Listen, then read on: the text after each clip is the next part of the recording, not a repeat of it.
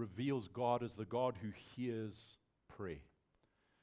That's who He is. Not only does He hear prayer, but He wants us to come to Him in prayer. He wants us to come to Him in prayer. He wants and has invited us to come to Him in prayer. And not only so, we looked at the wonderful promises, or at least some of the wonderful promises that God has given us in Scripture, promises that pertain to Him answering prayer, the power of prayer, the efficacy of prayer, and that really speak to the fact that we can pray with the same kind of effect that we see the saints in the Bible praying. That's quite a thought, isn't it? But when we look at those promises, that's really what we see God promising. And as we were looking at those promises a couple of weeks ago, just as I was reading them out and taking you through them, it was almost like I could hear some of you saying, this doesn't marry, it doesn't match my experience. And this is what we want to have a look at today. Because when we look at these promises that God has given us in Scripture concerning prayer, and then we consider, I prayed in this situation, and there was just deaf. You know, it was like God was deaf. There was nothing. There was no answer. There was no response. It seemed like my prayers didn't penetrate the heavens. It seemed like they were brass. And so today we want to have a look at why there is this apparent disconnect between what we see God promising and maybe what our experience has been on many occasions. So let's start off today by just looking at James chapter 5. And we're going to look at a man who had tremendous power when he prayed. And that's the prophet Elijah. So James chapter 5, verse 17 to 18, and we're going to look at this question of why there sometimes is this disconnect between God's promises and what we experience in prayer. And I'm hoping that this will really just lead us into a place of a deeper relationship with God. That's what my hope is as we hear the word today. So James 5, 17 to 18, it says, Elijah was a man with a nature like ours. Isn't that good to note? He was a man with a nature like ours. He wasn't this superhuman that didn't experience what we experienced. He wasn't different to what we are. And yet it says he prayed earnestly that it would not rain, and it did not rain on the earth for 3 years and 6 months, 3.5 years. Then he prayed again, and the sky gave rain, and the earth produced its fruit. Now just think about the power that Elijah had before God in prayer. His prayers changed the course of nature. They moved God to change and alter the course of nature. Consider the effect that they had on the world at that time. I mean, that's incredible power that we see being operated through the prophet Elijah. And then when we consider the promises that we looked at a couple of weeks ago, and as I said, they point to that same kind of power. Why the disconnect? Why, when God is a God who hears prayer, wants us to pray, has invited us to pray, has given us such incredible promises concerning prayer, why is it that we so often do not have that confidence in prayer? Why is it that prayer is so often our last resort? Why do we often feel like there's no point in praying when the promises that God has given us point to that kind of efficacy, that kind of power, that kind of effect that we see Elijah having? So this is the question we're looking at. And I believe the answer is this. The kind of prayer that the promises of Scripture refer to isn't just a simple act. In other words, it isn't just say a prayer and what we see God doing for Elijah takes place. There are different heart postures and spiritual dynamics that deeply influence prayer.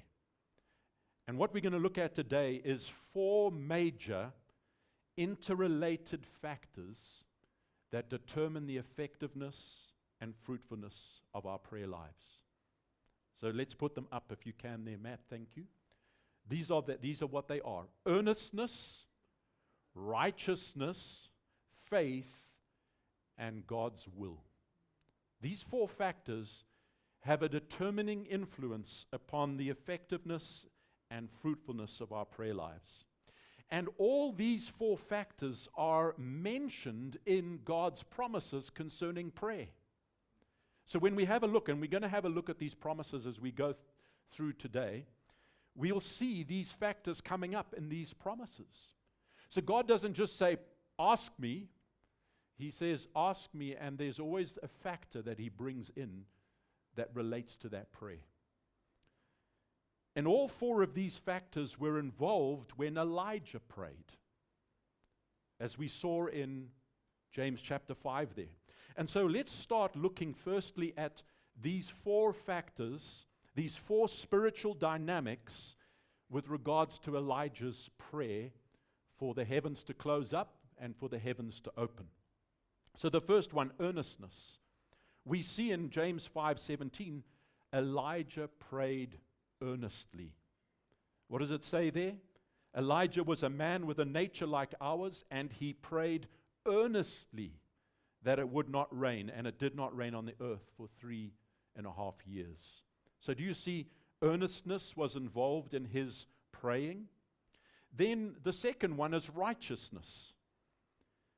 James 5:16, just the verse before there, says the effective prayer of a righteous man can accomplish much. That was pointing to Elijah. Elijah was a righteous man, and his prayers accomplished much. So we see righteousness being pointed to in the case of Elijah's prayer life. The third one was faith. And if we have a look at 1 Kings 17 and verse 1, which is talking about Elijah, it's talking about the situation that James was referring to. It says, now Elijah the Tishbite, who was of the settlers of Gilead, said to Ahab, who was the king of Israel at that time, as Yahweh the God of Israel lives, before whom I stand, notice that phrase there, we're going to talk about it just now, before whom I stand, surely there shall be neither dew nor rain these years except by my word. Do you see the absolute confidence that he had? That is faith speaking right there. There's no doubt. He's standing before the king of Israel and he's saying, this is what is going to happen as sure as God lives. This is what's going to happen. There was not a single iota of doubt in Elijah's heart. And why did he have such confidence? Well, it says he was a man who stood before God. He stood before him. What does that speak about? Well, to stand before God was to stand before him to hear what God was saying and what God was wanting him to do. It was standing like a servant would stand before a king waiting for orders. And that's the posture that Elijah had in his heart towards God. He understood himself as one who was serving God's purposes, God's will in the earth. And so he postured his heart to hear and receive God's commands and the knowledge of his will so that he might serve him well. That's what it means when he says, the God before whom I stand. And so we see that because he did this, because he received God's word, because he received God's clear instructions for him to follow in prayer, he was able to pray according to God's will. And we see this in chapter 18 of 1 Kings in verse 1, where it says, now it happened after many days that the word of Yahweh came to Elijah in the 3rd year, that's the 3rd year of the drought, saying, go show yourself to Ahab, go show yourself again to him, and I will send rain on the face of the earth. So just to get the picture of what took place here, there's been 3 years with not even a drop of rain, not even dew on the ground. Can you imagine what that would be like? 3 years with no rain, no dew, nothing, not even a shower. That's what had happened. And God speaks to Elijah and says, now go show yourself to Ahab. I'm going to send rain on the earth. So he goes and he shows himself to Ahab. And there's a whole thing that develops with the prophets of Baal being slaughtered and all of that, and fire coming down from heaven. And then what do we see? Elijah goes up onto this little mountain and he bows before God and he starts to pray. What was he praying for? He was praying for rain. Even though God had told him, I will send rain, Elijah realized he still needed to ask God for what he had promised. And so he prays. The skies are just blue. There's not a cloud in the sky. And then he says to his servant, to the person that helped him, his aide, go and look in the sky. And he comes back and says, there's a cloud the size of a man's fist. I'm sure you know the story. Elijah carries on. He prays again. And then he stands up and he says, let's get to the palace quickly. And you know the story. He ran ahead of the chariots and the rain came. Elijah wasn't just praying his own ideas. Elijah was praying what God said he was going to do. He was praying according to God's will. God said, I will send rain on the face of the earth. And so Elijah, when he prayed, was praying exactly according to what God said he would do. So do you see all 4 of these factors involved in Elijah's praying? Earnestness, righteousness, faith, and the will of God were all involved when he prayed for the rain to stop and when he prayed for the rain to come. And that's why his prayers were so powerful. So now let's look at these 4 factors in relation to the promises that we have in Scripture about prayer, the promises we looked at a few weeks ago.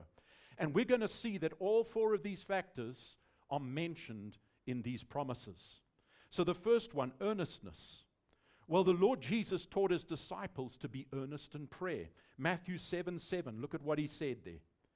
He said, ask and it will be given to you. But he didn't stop there. He said, seek and you will find. Knock and it will be open to you. So what is he speaking about there? What is that referring to? I think it speaks about earnestness, doesn't it? You're asking, but that's not where it ends. You're then seeking, you're knocking. There is an earnest, devoted, diligent seeking of God in prayer. You know, often we don't receive answers to our prayers because we're just not earnest in them. It doesn't really matter sometimes whether God answers our prayers because we're already creating another plan. And so there's not that earnestness in our hearts when we come to him in prayer. And you know what Scripture shows us is that there's actually no place for half-heartedness in prayer. That's why fasting and prayer go together in Scripture. Because fasting is an expression of earnestness. If we're really seeking God for something, and we've come into a place of desperation, fasting isn't going to be something that we find difficult to do.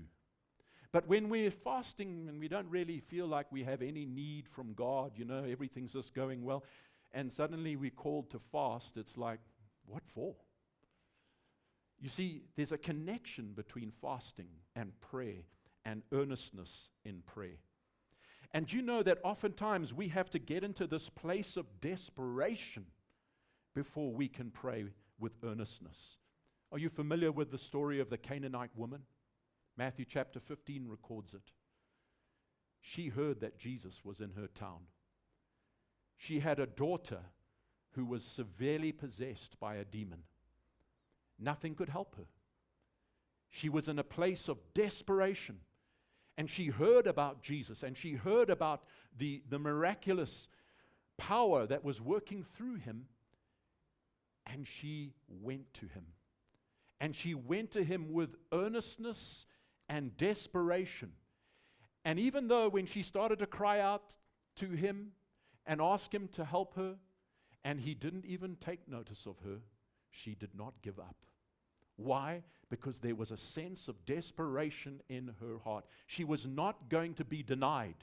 She was not going to turn away just because it didn't seem like there was an answer to her prayer the first time. And eventually, she came and knelt before the Lord. She got right in his path. She was not going to be denied. That's earnestness in prayer. And I wonder, how often have we prayed with that kind of earnestness? We come before God, we come before him, and it's like we take a hold of his garment and we won't let go. Do you remember what Jacob did? Jacob wrestled with God through the night. And it says he would not let go until the Lord blessed him. That's earnestness. That's what God is talking about. That's what the Lord was talking about when he said, ask, seek, knock. We go on to faith. James chapter 1, verse 5 to 8. Let's just have a look at this. But if any of you lacks wisdom, let him ask of God, who gives to all generously and without reproach, and it will be given to him. He's the God who hears prayer. Now that's where we might stop reading. But it carries on. Verse 6 says, but's a big word, it changes things. He must ask in faith, doubting nothing. For the one who doubts is like the surf of the sea, driven and tossed by the wind. For that man, that person, ought not to expect that he will receive anything from the Lord, being a double-minded man, unstable in all his ways. Strong words, aren't they? Very definite words. But they agree with what the Lord Jesus said about prayer. Look at Matthew 21:22. The Lord Jesus said, and all things you ask in prayer, believing, you will receive. You see that little word in there, believing, you will receive? He didn't just say, in all things you ask in prayer, you will receive. He said, in all things you ask in prayer, believing, you will receive. And so we ask, believing what? Well, Mark in his gospel put it this way. The same incident, this is how he recorded it in chapter 11, verse 24. He said, for this reason I say to you, all things for which you pray and ask, believe that you have received them, and they will be granted to you. Believe that you have received them, and they will be granted to you. So he's talking here about believing that you've received what you've asked for in prayer before you actually receive them. He's talking about faith here. And so we can see just from these verses that faith is vital in prayer, which leads us to ask another question.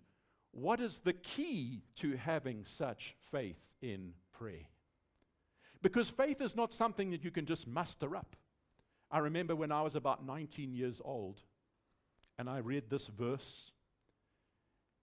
I can remember walking around confessing, I have my healing. And my dad looked at me and said, you don't look very healed. And I said, well, I am healed. I believe that I have received my healing.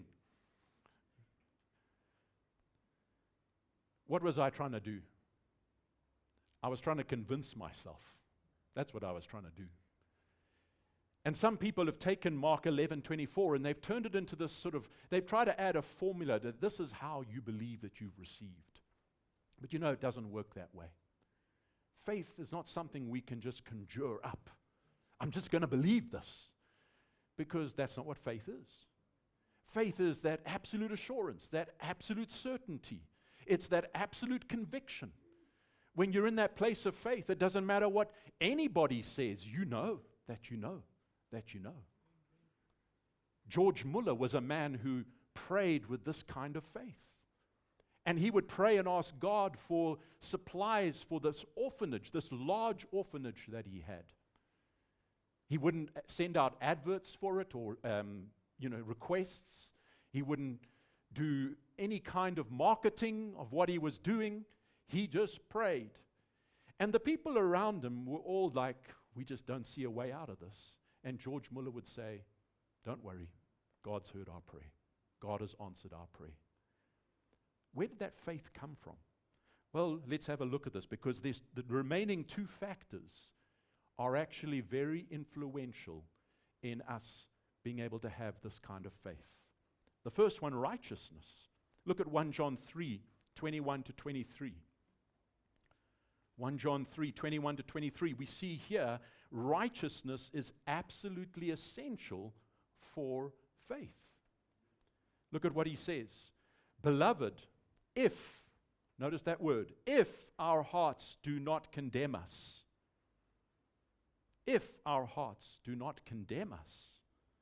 we have confidence before God. We go before God and our hearts are condemning us. It's very difficult to have confidence in prayer. That confidence in prayer comes from a heart that is free before God, that's free from condemnation, a heart that is being delivered from condemnation. And then he says in verse 22, and, so not only we have confidence before God, and whatever we ask, we receive from him because we keep his commandments and do things that are pleasing in his sight. Do you see the link here? The link between confidence in prayer, which is faith in prayer, receiving what we pray, and obeying God's commands and doing what pleases him. Do you see the link in this verse? Obeying God's commands, doing what pleases him, that's righteousness. And so there's a link between what we do in life, the way we're conducting ourselves in life, and our confidence before God in prayer, and receiving from God in prayer. What does this verse tell us we must do? So we have confidence in prayer, keep his commandments, do what's pleasing to him. What is his commandments? Well, verse 23 tells us, this is his commandment. It's very simple. That we believe in the name of his Son, Jesus Christ, and love one another just as he, that's Jesus, gave us a command to do. Quite simple, isn't it? Believe on the name of Jesus Christ, love one another as Jesus commanded us to do. That's referring to the new commandment. Love one another as I have loved you. And so what we see here is that righteousness can be described in two words: faith in God's Son, Jesus Christ, and love for others. That's righteousness. Faith in Jesus, love for one another. Who is a righteous man? What is a righteous man? One who has faith in Jesus and who, because of his faith in Jesus, walks in sacrificial love towards his fellow man.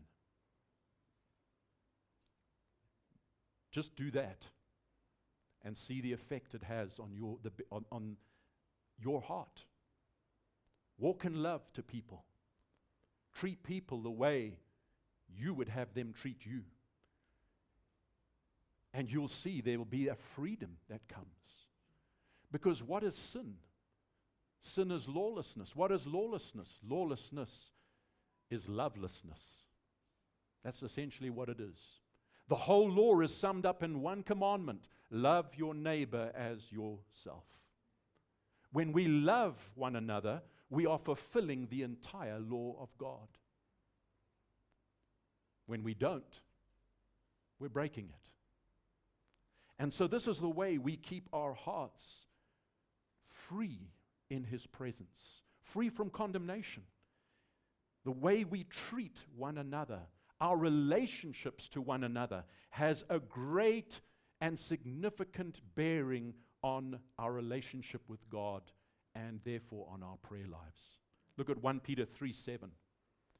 You husbands, in the same way, live with your wives in an understanding way, as with a weaker vessel, since she is a woman, and show her honor as a fellow heir of the grace of life. Look at this.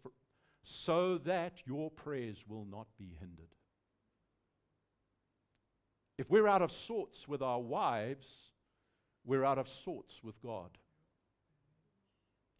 It's quite a statement, isn't it? Mark 11:25.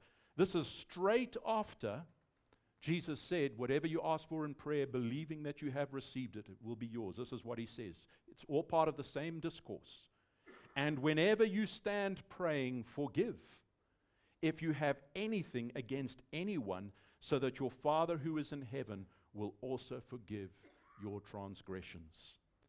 You see, the way we conduct ourselves in our relationships to one another is vital for our relationship with God. Can't separate the two.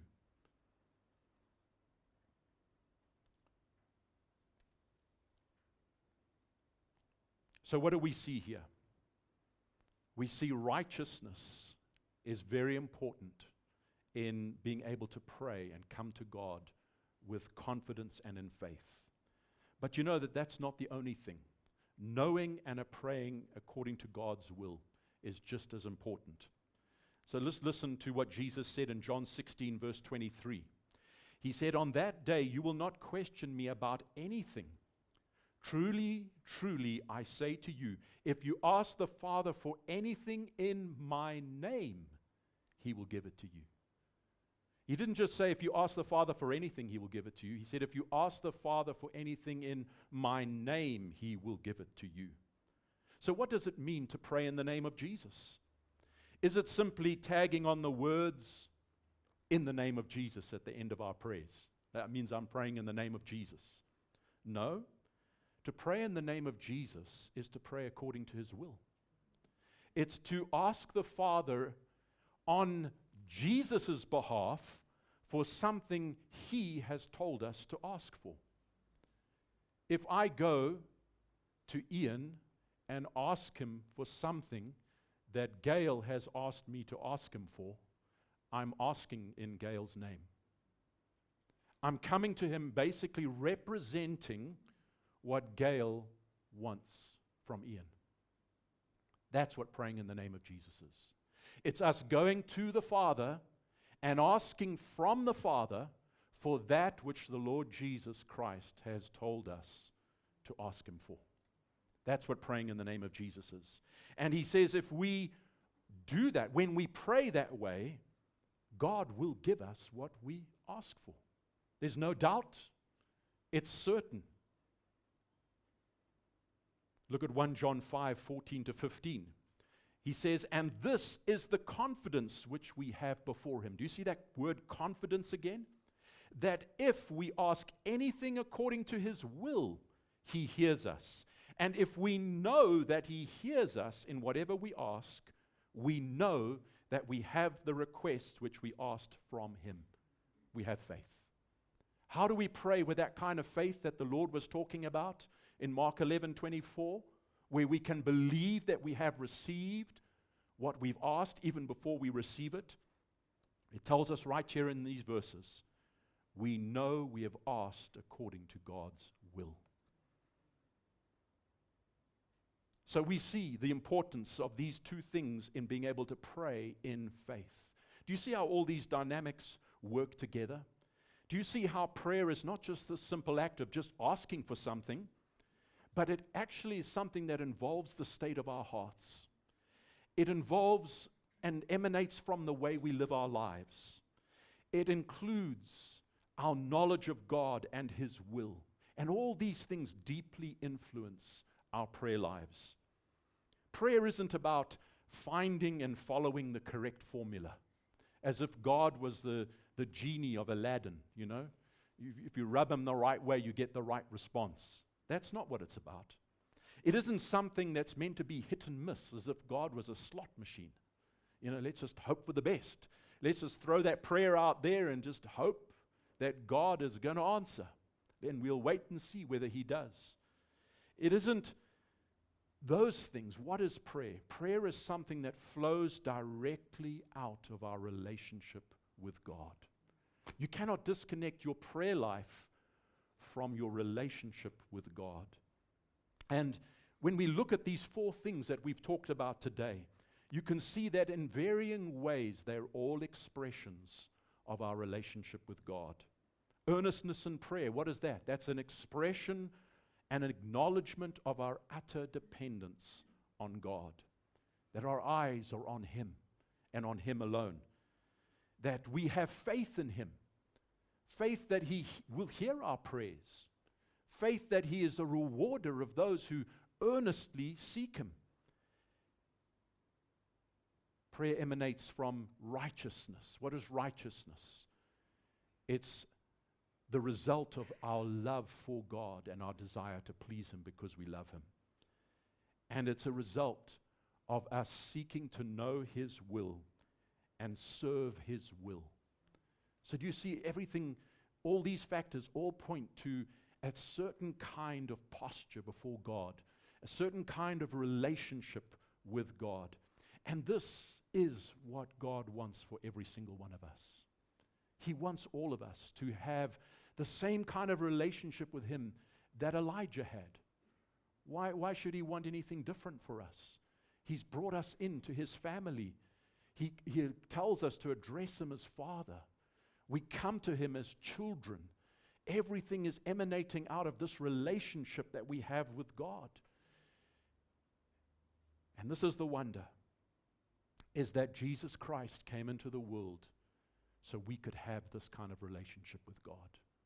Hebrews chapter 10, verse 19, what does it say? We have boldness to come before God in prayer, to the very most holy place, through the blood of Jesus, through that new and living way He has opened for us through His body. We can come before Him with full assurance of faith. That's what it says. Having our hearts sprinkled to cleanse us from a guilty conscience, having our bodies washed with living water, the presence of the Holy Spirit, we can come into His presence with confidence and assurance of faith. That's what Jesus came to bring. And that's why when He died, as He uttered His last breath, as He gave up His Spirit, that curtain in the temple that separated man from God was torn in two. And so we stand here today with these incredible promises, with this incredible revelation and understanding of prayer and how it works, and also with this position before God, this opportunity to enter into His presence in prayer that Jesus has provided for us.